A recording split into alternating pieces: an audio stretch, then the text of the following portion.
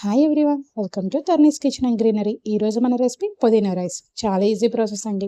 ముందుగా మిక్సీ జార్లోకి శుభ్రం చేసినటువంటి పుదీనా, పచ్చిమిర్చి, వెల్లుల్లి, అల్లము వేసుకొని మెత్తని పేస్ట్లా పట్టుకోవాలి.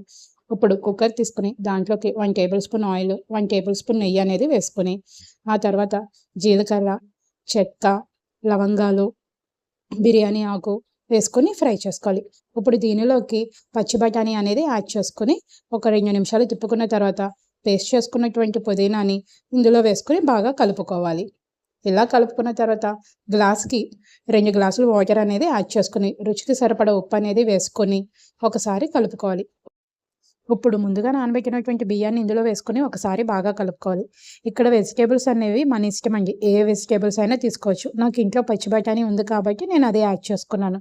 మీరు బంగాళదుంప, క్యారెట్ ఏదైనా యాడ్ చేయొచ్చండి. కానీ పుదీనా ఫ్లేవర్ని తగ్గించేలాగా ఉండకూడదు.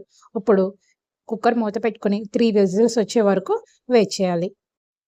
ఈ రెసిపీ చేయడానికి హార్డ్లీ 15 మినిట్స్, అంతకు మించి టైం పట్టదండి నాకు తెలిసి. చూసారు కదా రైస్ అనేది ఎంత బాగా ప్రిపేర్ అయిపోయిందో. పిల్లలకి లంచ్ బాక్స్ వెరైటీగా చేయాలనుకున్నప్పుడు ఇలా చేసి పంపించేస్తే టైం సేవింగ్ అయి ఉంటుంది. అదేవిధంగా వెజిటేబుల్స్ యాడ్ చేస్తే వాళ్ళు హెల్తీగా తిన్న ఫీలింగ్ ఉంటుంది. ఇంకెందుకు ఆలస్యం, ట్రై చేసి చూడండి. మరిన్ని వంటల కోసం please subscribe my YouTube channel. Like, share and comment also. Thank you.